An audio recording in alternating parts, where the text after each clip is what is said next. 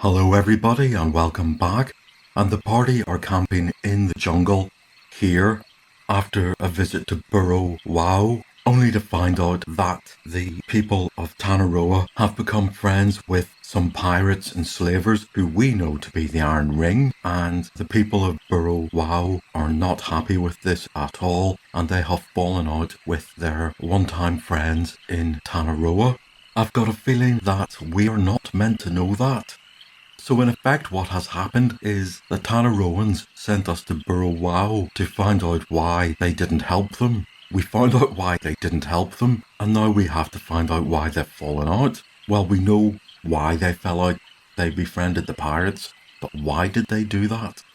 On the way back in our campsite, a strange, unkempt, slightly manic man has burst into the campsite in front of Sylvia and Liz as they were keeping watch. And this person has been watching the party for several nights and has only been seen with infravision. Sylvia thinks she recognises his face, but he has clearly changed since we last saw him. Everybody is sleeping underneath a little lean-to or else in the open air, so it's quite easy for everyone else to be woken up and to see what is going on. This man does calm himself. He apologises for his state, and in his slightly less manic state, he becomes more recognisable, and I will do an intelligence check. Well, Malin is our most intelligent person. And he fails. Yes, he fails. His intelligence is 17. We'll try Sylvia with an 11. Yes, she does get it right, and she says Maridin. And that name does ring a bell. People are surprised to see the state of Maridin. And if you want to know who Maridin is, you may remember here in the dungeons underneath Fort Doom when the party were looking for the Eye of Traldar.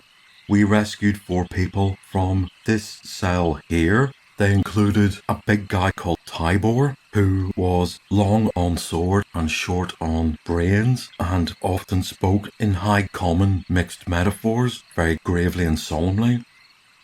There were 2 other people, one who died, which was the first death that ever happened on our side, and a third friend, whose name I've forgotten. The third friend left the party. Maridin and Tybor travelled with us for a few days more, and we left them at a crossroads and said one day we might meet again. And sure enough, this seems to be the day. Well, once we all recognise him, he calms himself even further. Again, he keeps apologising for his current state, and he assures the party he is not mad. He has spent several weeks, and he might even think it's months, living in the wild on this part of the island, trying not to be captured by the locals and trying to feed himself. He does that thing where he's very self-conscious about his appearance, and he touches his head and his hair and his beard awkwardly. We assure him we can remember him, and we ask, where is Tybor? Maridin says, well, this is a tale worth telling. And he asks us in turn, where is Ben? And well, we say, Ben's fallen. That is the way of the adventurer. We ask Maridin if he is hungry, and he says he's not overly hungry, but what he wants is a good night's sleep where he doesn't have to keep watch, because trying to find sleep in a place as dangerous as this is not easy. And it is enough to drive someone mad. Well, it is Donard and our guide who are keeping watch, and Donard gives Maridin his bedroll to sleep on. This poor guy crashes like he hasn't slept properly in months, which is indeed the case.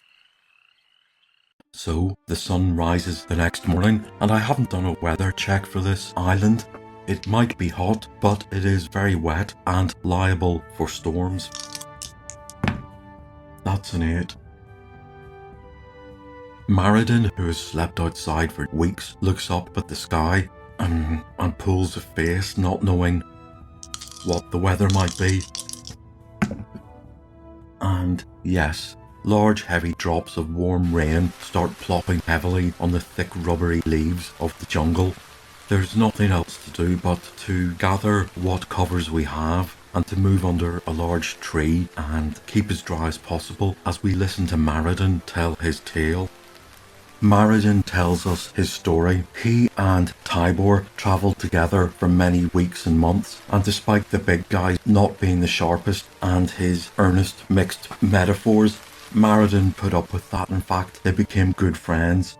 They became quite skilled in the arts of archery and swordplay. Maradin has a weapon skill in the longbow, and Tibor has weapon skill in the two-handed sword. They thought they would seek their fortunes off the coast, and they found a ship that needed some mercenaries. They got shipwrecked in the middle of the ocean, and this island here, the Isle of Dread, came into view after many days of drifting at sea. Their ship is in a bad way, so they tried to find somewhere to land along the west coast. And much like we discovered, it's mostly cliffs and rocks until you get to about here. Maradin cannot tell where they landed. Navigation is not his speciality. But the ship berthed here for repairs and for the crew to find food and water to replenish their stocks. Whilst they were there, they got raided by some pirates. Pirates from an island to the west that he is sure of, who captured them all, killed some and stole their ship, took them back to the pirate island, and there he shudders because he recalls what happened next, and it is difficult for him to speak about this. All the prisoners, him and Tibor included, were lined up. They were brought in front of a small altar made from wood, and on the altar was a small statue, black, about 10 inches high. He describes it as a hideous creature with 3 legs that look like tentacles. We know what he's talking about, and one by one, the captured prisoners were made to touch it. That's all they had to do to come under its spell. Some didn't. They weren't affected. They were either put to one side to try again, or they were put into a cage and treated as slaves.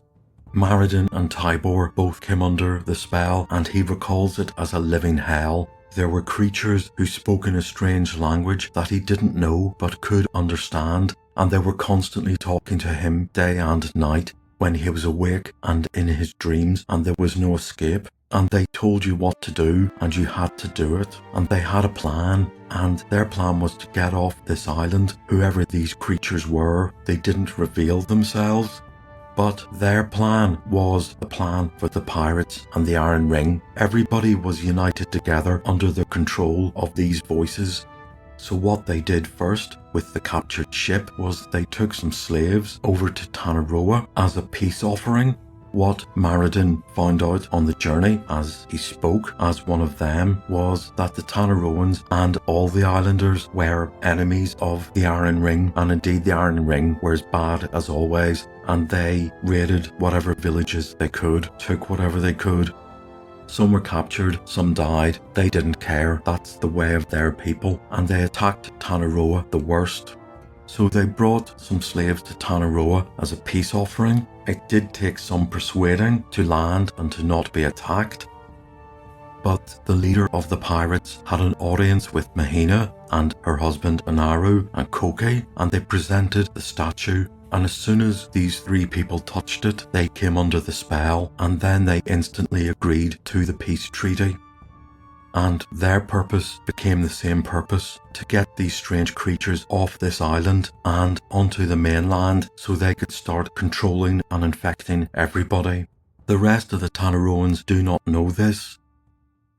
We ask Maradin, how did you get free of this control? And he says that every few months the effect wears off and you are forced to retouch the statue. Those of lesser will, and he shrugs and says, like Tibor, never seem to be able to be free of it. Maradin, who has a high intelligence, did break free, and he was savvy enough to play dumb and to act like he was still under the control, because he saw what happened to others who broke free and didn't hide that. They were made to touch the statue again, and they fell under the control again. Maradin spent weeks biding his time until the pirates returned to the main island and he could make his escape. During those weeks, he had to act like he was under control, and he saw the controlled pirates for who they were. They, ironically, acted like they were normal, repeating and regurgitating the same inane conversations day after day. But eventually an expedition did go back to the island, and there Maradin, in the middle of the night, ran away. So this explains a lot of what has been going on. We ask, will the Tanaroans break free of control? And Maradin is unsure because the island is scattered with large black pearls. We have seen too that the islanders use for some sort of psychic connection with their animal spirits. And this psychic connection opens up a way to the statue on the pirate island. So it seems that the three main people of Tangaroa will be forever locked under this spell, since the black pearl, which they use to control the sea turtles, is actually a source of infection. Right, we have to think how to stop all of this, because the last thing we need is for this to get to the mainland. It already did get there. We fought off a large cult at the statue. We've seen the effect of it on Stefanos Toronescu, and if everybody on the whole of Karamikios gets controlled by this thing or these things, well, this is probably the worst danger that Karamikios has ever faced. What do we do? Well, it seems likely that we might have to just destroy the statue, and hopefully breaking the statue will break the spell. That means we have to go over to the island of the Iron Ring Pirates and then, well, smash this statue. Then we have to find where they got it from. Maradin can sort of help because he heard through conversation that they found it in a temple somewhere in the southwest part of the island when the pirates were looking for food and treasure. He doesn't know where. Perhaps if we capture some pirates and break them from the mind control, they can tell us that. So our plan is this. We are going to go back to Tangaroa. We are going to tell a lie. We don't trust the Tanaroans. Well, we don't trust their three leaders. We're going to tell them the Burrow people didn't come to their aid because they are still friends, but they themselves had their own troubles.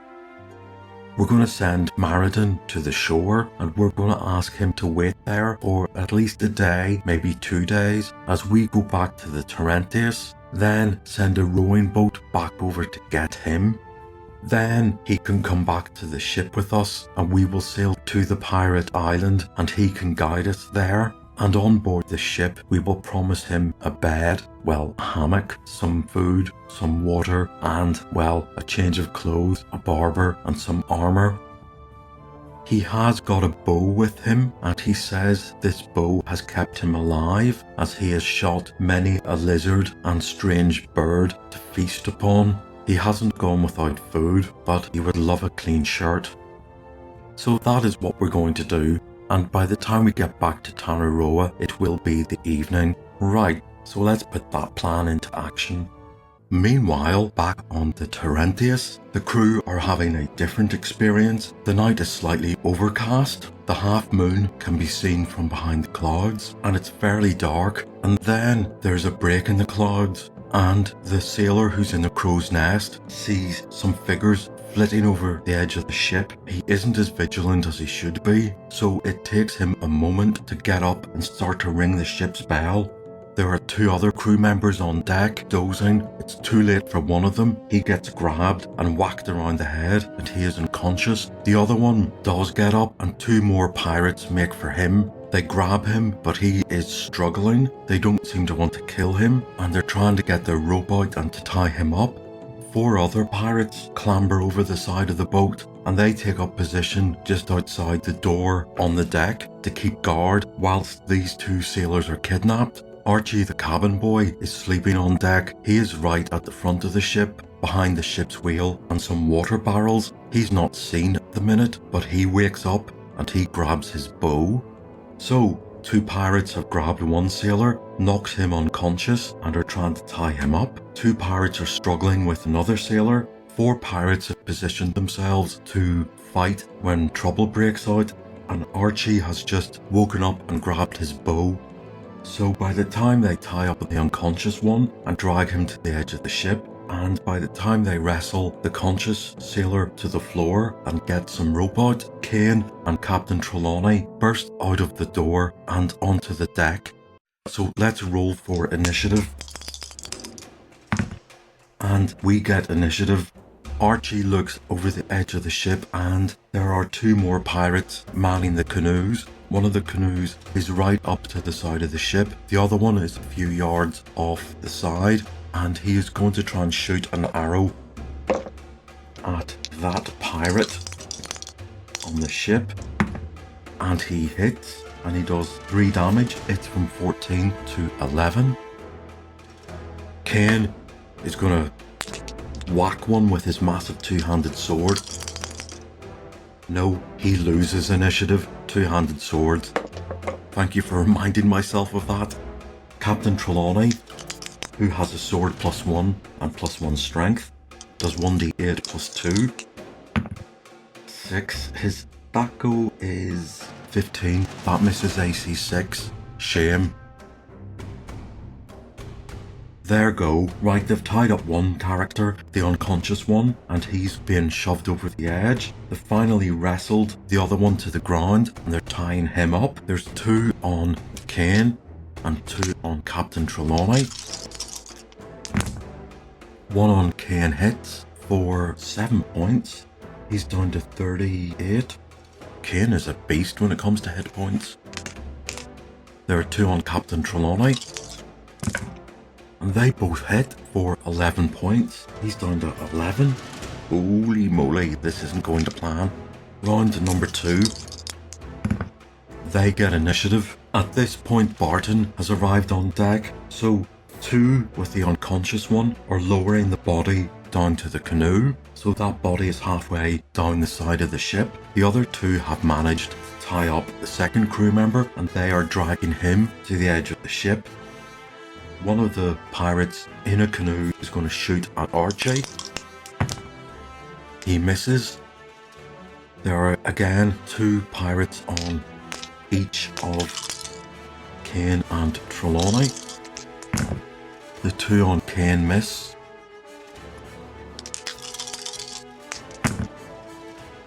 And the 2 on Trelawney miss. Or go. Ranged. Archie hits another one in the boat, but only does 1 damage. Spells. Barton has only just arrived on the scene. Melee. Kane. Hits AC 6 and does 10 damage. 1 on him is down to 4. I missed his melee round the last time. Yes, he hits and kills the one that's on him. Captain Trelawney. Misses again. It's round number 3. We get initiative. Ranged. Archie shoots. That's good enough to hit AC 6. One of the sailors in a canoe is on 6 hit points. Spells. Barton is going to cast Hold Person on 4 of these pirates, and he's going to do the 2 that are dragging the crewmate over to the edge, and the other 2 who are lowering a crew member off the side of the ship. I will do the 2 who are dragging the crew member first. They need a 16 or more to save. One of them succeeds, one of them fails. So it's going to take him twice as long to get that crew member over the edge of the railings. The 2 which are lowering the one down the side of the ship, they both fail. So they've been paralysed, and they have this rope in the grip of their paralysed hands. So over the edge of the ship, dangling like a pendulum, is this unconscious sailor. If anything, their paralysed bodies would jerk forward under the weight of their load. They themselves would be dragged onto the railings, and they would be caught there. Okay. Melee round. Kane loses initiative as always, because he has got a 2-handed weapon. Captain Trelawney finally hits and does 6 damage off 1. Right, there are 3 left. There are 2 on the captain and 1 on Kane. I'll do the 2 on the captain. They both miss, luckily. I'll do the 1 on Kane. He misses. Right, round number 4. We get initiative again. Ranged. Archie hits and takes one of the rowers in a boat down to 1 HP. I forgot to do ranged back at him, so That rower last turn should have shot Archie. And he does for 2 points. The cabin boy is down to 20. Spells. Barton is going to cast Cure Light Wounds on Trelawney. The captain's back up to 16. We have melee again. The captain misses, and I have to do again 2 attacks for Kane because I keep forgetting his go. So he is going to attack the one that is on him. This is his last round's attack, and he does 9 plus 4 is 13. He takes 1 down to 1. It's the pirates' go. There are 3 left alive fighting. There is 1 left trying to drag a body over the edge. I shall do a morale check. And their morale holds up. So, the 2 which are on Captain Trelawney, they don't do so well. The one that is on Kane misses. Right, now it is Kane's round number 4 attack. Yes, and he completely decapitates the one that's on him, so there are only 2 left on Trelawney. Round number 5. They get initiative. The one that's struggling to get the conscious crew member over the edge has just about done that. So he is trying to struggle with the rope to lower that crew member into a canoe. I will do another morale check. There are 2 fighting Captain Trelawney. Yes, they failed their morale check, so they're going to fall back. Our go. That means Archie is going to try and shoot. Sorry, I will do ranged on Archie. He does not get hit. Our turn. Ranged. Archie, that's a 9. He hits and kills one of the sailors in a canoe. Barton, he's going to cast another hold person on the 2 which are fleeing to the edge of the ship. They need 16 or more to save. 1 does make it, the other one is frozen.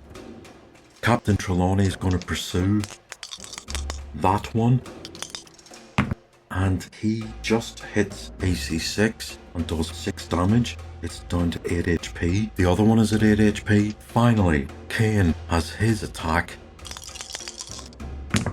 and yes, 2d6 plus 4, that's 10. He kills the one that's trying to run away. Okay, so what we have got left is we have got 4 paralyzed pirates. The fight is not over because there is still a sailor who has been lowered over the edge and into the sea.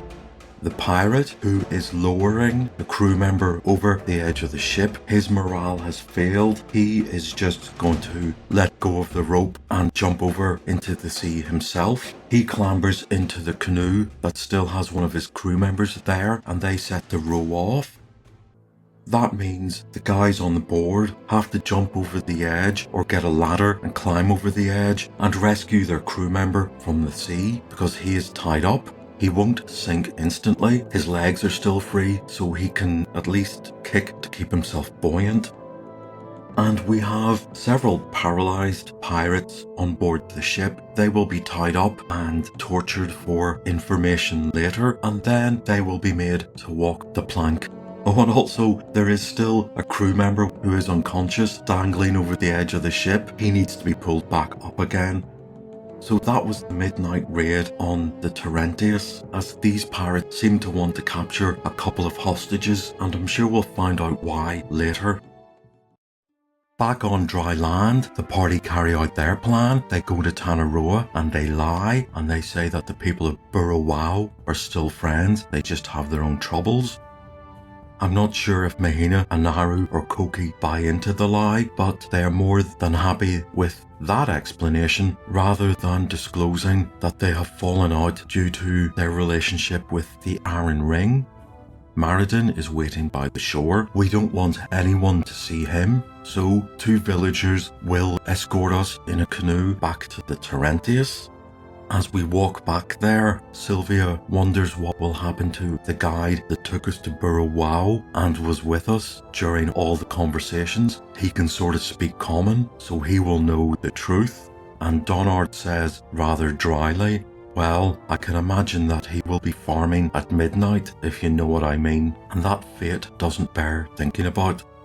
So eventually, the party make it back to the Terentius. They discover the attack on the ship, but they also have to get Maridin from the shore.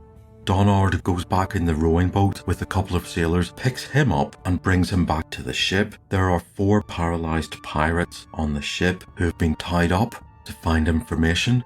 The crew examined the pirates and they discovered the trademark tattoo of manacles of the Iron Ring was scratched away and replaced with the tattoo of the 3-tentacled creature, which the party have seen before.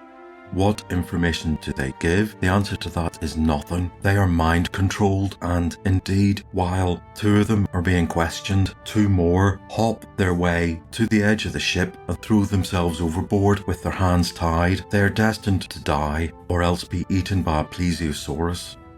But the reality was that choice was not their choice. It was the choice of whoever is in control. The 2 other pirates are made to walk the plank. They meet the same fate. But luckily, when Maridin gets onto the ship, he is able to explain everything because he does remind everybody he was once part of this huge single mind.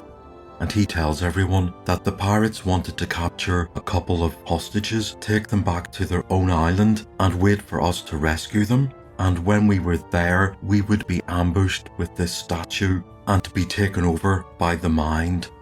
Liz wants to know why didn't they just bring the statue to the ship, and Maridin says that's far too risky because if there was a fight, the person holding it or the statue itself might get knocked overboard and end up at the bottom of the sea. That is one risk they do not take. The statue stays on the island and everybody is brought to it. Well, it was our plan to go there anyway. Maridin can tell us where it is, so we have a guide.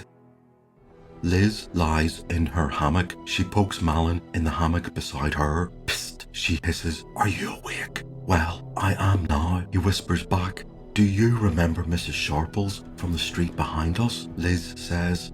Malin sniffs with laughter at this reference from Threshold so far away. "What of her?" he replies.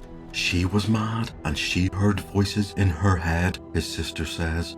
"It's not the same thing as this," says Malin, referring to the mind control of the statues.